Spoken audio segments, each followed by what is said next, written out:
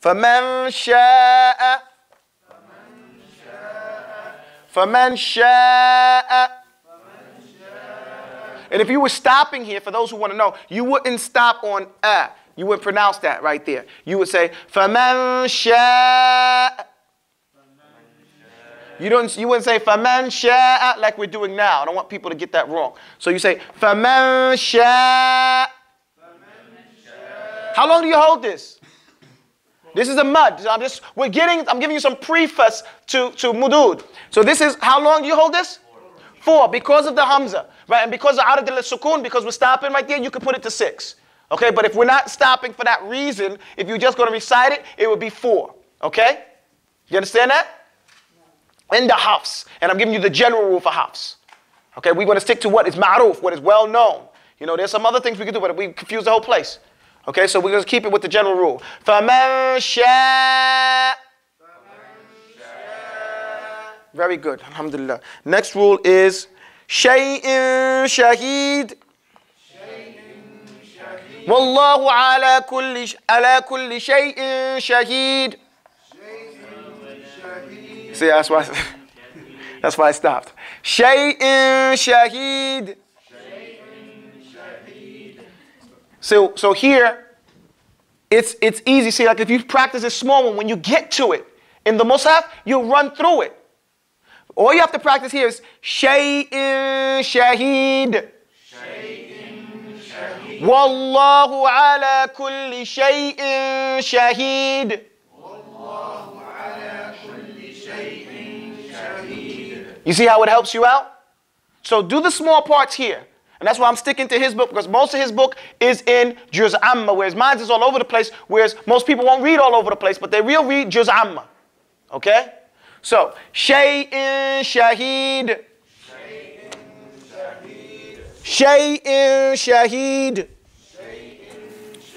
I'm going to erase and we're going to do the rest of them off the board. Help me out, man. Yeah, we're going to erase the whole board here so we can get this. Yeah, here you go. So I'm going to go over the rule again. The rules for Nun al-Sakin wa tanween. للنون إن تسكن وللتنوين أربع أحكام فخذ تبييني فأول الإظهار قبل أحرفي للحلق 6 رتبت فلتعرفي همز فهاء ثم عين حاء مهملتان ثم غين خاء والثاني إدغام ب6 أتت في يرملون عندهم قد ثبتت لكنها قسمان قسم يدغم فيه بغنة بينمو علما إلا إذا كان بكلمة فلا تدغم or تدغم. Leave that other stuff. Leave that stuff right there. It's tudgham if you bunya ala majhul. It's built on just not knowing who said it. And it's tudghim if it's a fi'lun amr. It's an order. You know. فلا تدغم كدنيا ثم سنوان تلا. And then we have 4 words here. That's only 4 words in the Quran that come in one word that you're going to have that idgham rule broken. And that's bunyanun and sinwanun wa qinwanun. Right? ثم سنوان تلا.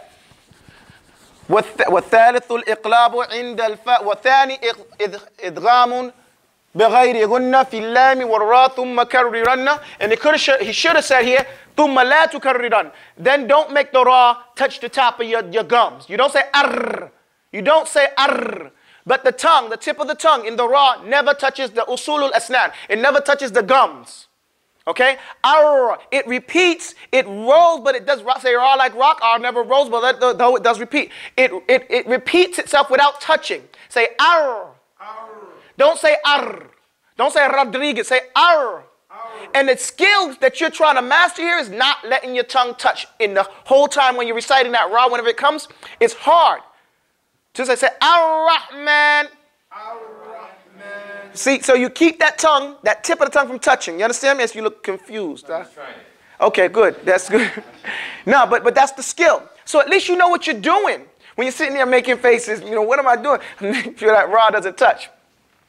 But you can do it in normal speech. If you're speaking normal, you can let it roll because it's not Quran. We're talking about in Quran. So you see people say, Quran. You can say that because it's normal speech. It's your speech. But if you're reciting it in Quran, you see that? Say Quran and don't let the tongue touch the top of your teeth. Touch it. Quran. You see how it is? It sounds a little different, doesn't it? Qur'an. You have to make your mouth big enough to accommodate that ra.